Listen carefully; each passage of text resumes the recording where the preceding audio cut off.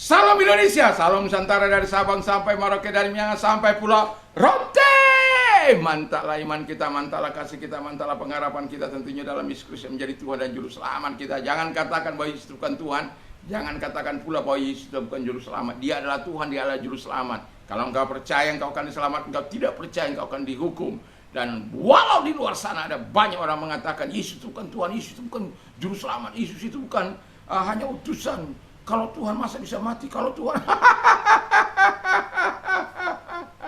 tapi saya katakan, kalau engkau percaya engkau diselamatkan, engkau tidak percaya engkau dihukum. Karena Yesus sudah berkata, akulah jalan dan kebenaran dan hidup, tidak seorang sampai kepada Allah kalau tidak melalui aku. Di bawah kolong langit ini tidak ada nama lain yang diberikan kepada manusia yang olehnya kita diselamatkan. Karena di ayat biasanya, dan keselamatan tidak ada di dalam siapapun selain dalam Dia Yesus. Wow. Kisah Rasul 4 ayat 12. Dan karena begitu besar kasih Allah akan dunia ini sehingga Ia mengaruniakan anaknya yang tunggal supaya setiap orang percaya kepada tidak binasa melainkan beroleh hidup yang kekal. Terima Yesus, kau hidup dapat hidup yang kekal. Puji nama Tuhan. Dan firman Allah saya akan bacakan bagi kita di dalam lanjutan daripada tapi dengan tema yang berbeda, buah kehidupan dalam Kristus, ya. Jadi kalau kita telah berbuah di dalam Kristus, berbuah bagi Kristus, buah-buah kehidupan itu harus dapat dinikmati, ya. Yang pertama dikatakan bahwa kita harus memiliki karakter Kristus. Kalau kita masuk dalam, saya bacakan dalam Galatia 5 dulu, ya. Galatia 5 ayat 22 sampai 23. Tapi buah roh ialah kasih, sukacita, damai sejahtera, kesabaran, kemurahan, kebaikan, kesetiaan, kelemah lembutan, penguasaan diri. Tidak ada hukum yang menentang hal itu.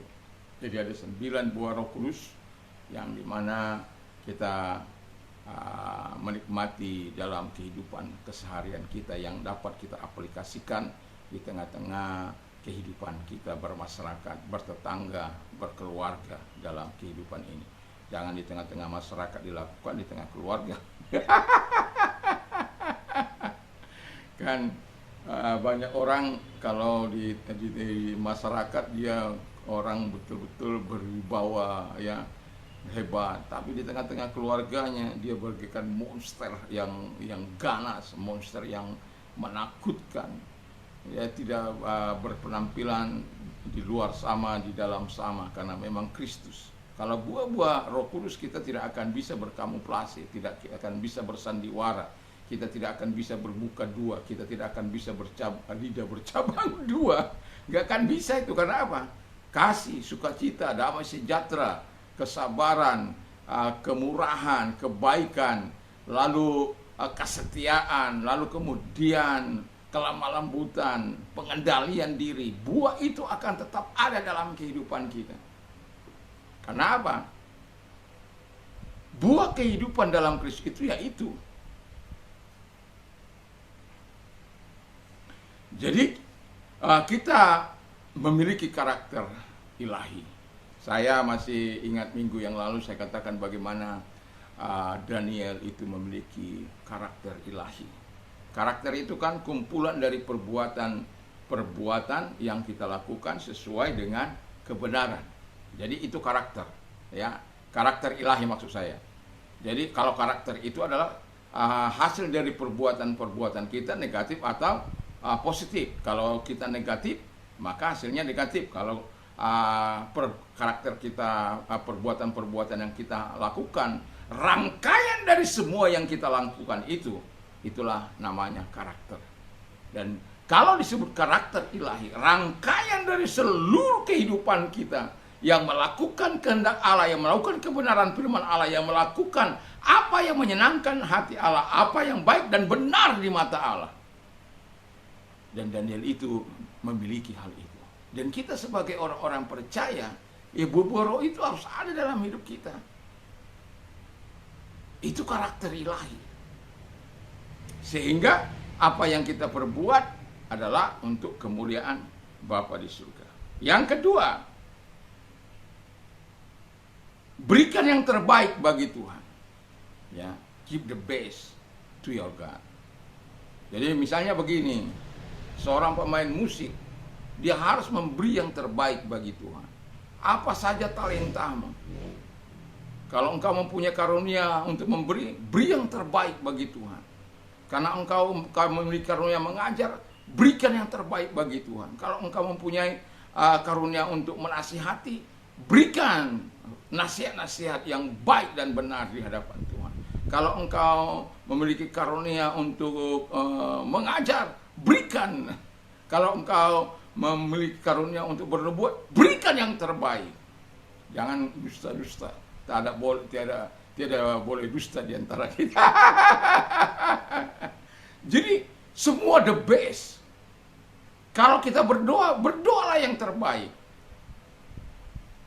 Ya, ada sikap hati kita, ada kejujuran dalam hati kita, ada tindakan kita dalam kehendak ini. Supaya apa? Nama Tuhan dipuji dan dipermuliakan. Jadi kalau kita sebagai orang percaya, kalau kita melakukan apa yang berkenan di hadapan Tuhan,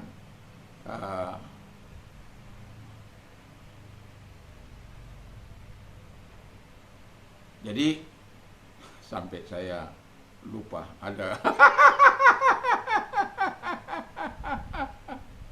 kadang-kadang kita mau katakan A tapi yang keluar B. Ya. Tapi ya kadang-kadang kita sudah pikirkan, kita katakan A misalnya, tapi yang keluar itu B.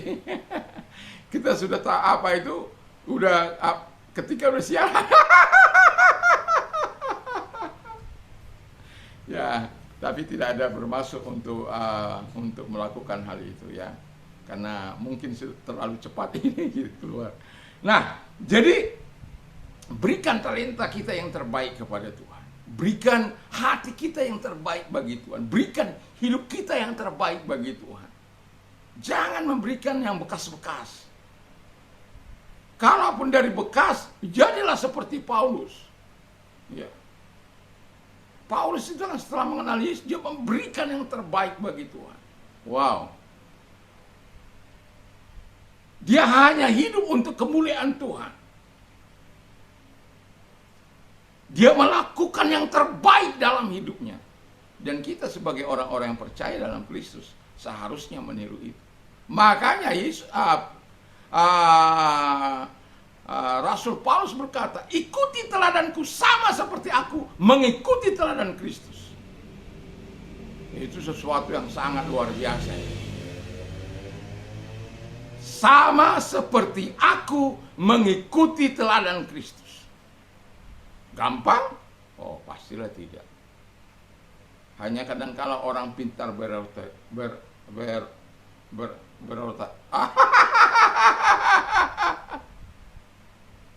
Beroterika. Pintar ngomong dong. Ya, pintar ngomong doang. Jadi kalau kita hanya pintar ngomong doang, itu NATO, not action, talking only. Jadi hanya ngomong tok. Pada dasarnya orang akan bosan dengan orang-orang yang mengomong tok itu. Kita harus memberi yang terbaik dengan sikap kita, dengan perbuatan kita, dengan tindakan kita. Apa yang bisa kita lakukan? Kalau engkau memiliki harta, beri yang terbaik. Kalau engkau memberikan persembahan, berikan yang terbaik dalam kehidupan ini. Yang terbaik itu bukan soal banyaknya, dari hatimu yang digerakkan oleh Tuhan. Ya, berikan yang terbaik. Yang ketiga terakhir, miliki hati yang suka berkorban. Wow, ini gak gampang. Miliki hati yang suka berkorban. Berkorban bukan hanya tenaga, pikiran, dana, uang, semuanya. Berkorban bukan hanya di luar sana, tetapi di tengah-tengah keluarga kita tidak mau berkorban. Ya, kepala keluarga hanya tenang-tenang. ya, ibu rumah tangga dari pagi sampai malam kerja terus karena nggak habis-habis kerjanya, dari nyetrika, nyuci, masak, menyediakan makanan bagi anak-anak, bagi suami. Suami tenang tinggal baca Quran.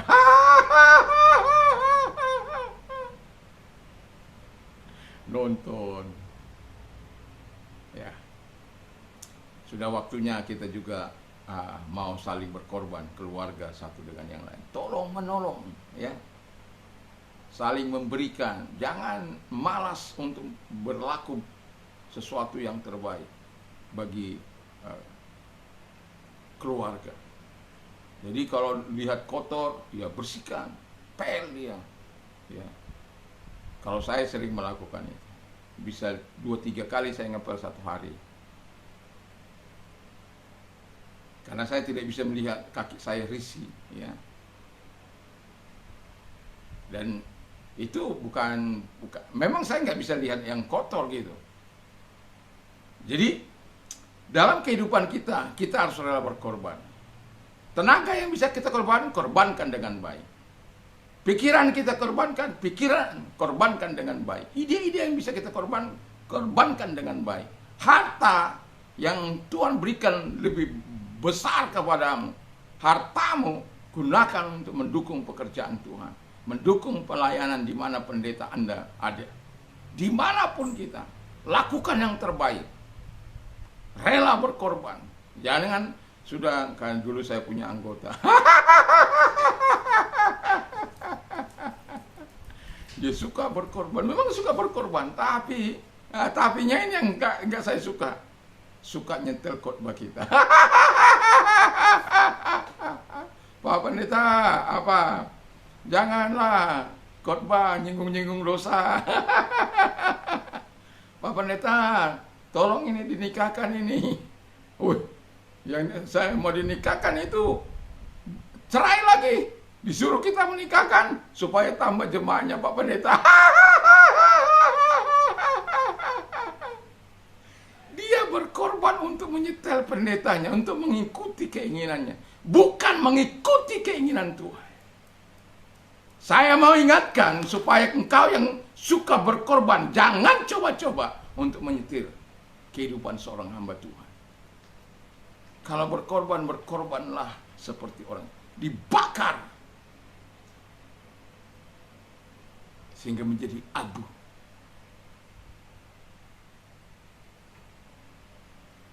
Cukuplah nama Tuhan dimuliakan. Engkau sudah mendapatkan kehormatan karena pemberianmu yang banyak itu. Tapi jangan coba-coba menyetel khotbah seorang hamba Tuhan harus beginilah, lalu kamu perintahkan hamba Tuhan harus mau menikahkan yang tidak perlu dinikahkan, tidak sesuai dengan firman Allah lah. Dan saya mau katakan kepada kita, dan ketika dia melakukan itu, hidupnya nggak bahagia, hidupnya kacau, hanya bisa kacau, bikin kacau keluarga-keluarga, pribadi-pribadi. Karena apa? Wah, ember. No, satu kali saya sebagai saya mengatakan sama dia, kalau memberikan masukan kepada pendeta harus sesuai dengan kehendak firman Allah. Kalau tidak itu bahaya, saya bilang. Lalu karena perkataan saya itu yang tidak menyenangkan, mungkin tidak menyenangkan bagi dia. Belum punya kuku, udah punya mau mencakar, belum punya gigi, sudah mau menggigit. Enggak, saya tidak bermaksud untuk itu. Saya hanya mengatakan supaya yang enggak benar itu jangan disarankan. Yang enggak benar di hadapan Tuhan, jangan. Masa kita disuruh menikahkan orang yang sudah cerai, masih istrinya masih ada? Ya benar saja kan? Dengan alasan supaya tambah jemaat. Saya dulu ada jemaat saya di sini. Dari sini dia tidak saya mau nikahkan. Di gereja lain dinikahkan. Saya datang sama pendetanya bilang begini. Saya marah betul. Karena apa? Saya bilang begini, Bapak sebagai apa, menari-nari di atas penderitaan orang. Saya bilang, memang sekalian banyak yang pindah kan, karena keluarganya merasa didukung, oh boleh kok kawin. Saya bilang, Bapak bikin setan berria-ria, bersenang-senang. Karena apa? Dia nikahkan, masih ada. Saya masih ada di sini. Itu tidak akan pernah saya lupakan itu.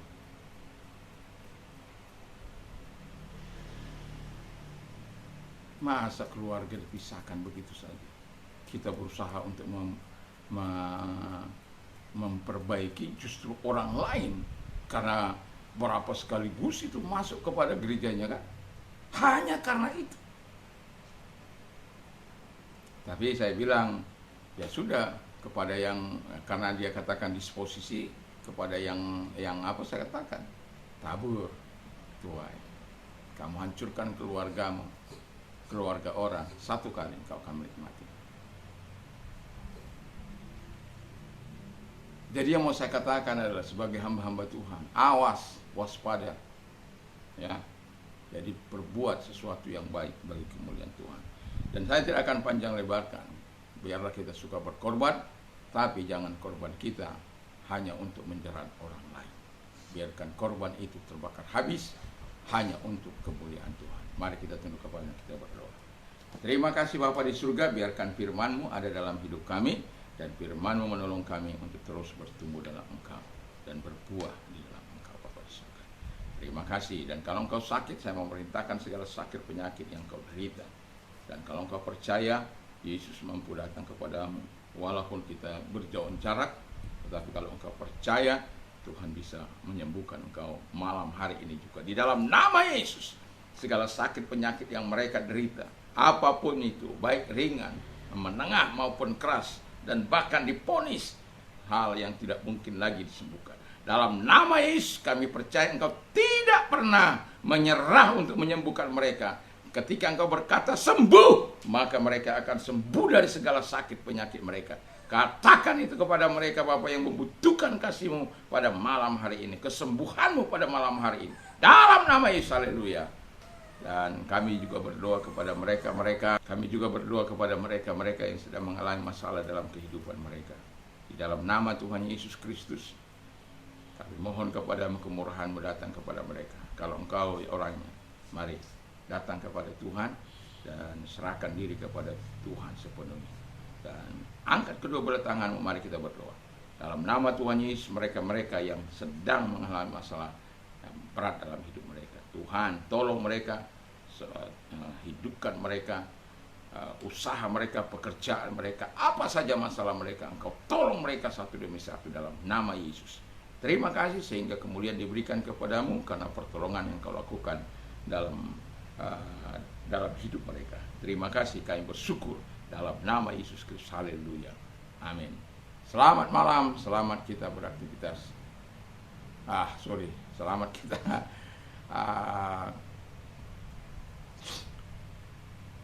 istirahat, dan jangan lupa ketika istirahat bacalah firman Allah dan berdoalah supaya dipsiknya Tuhan ada. Kemudian kita bisa pagi bangun dengan tubuh yang sehat dan muliakan Tuhan. Mantap, mantap, mantap.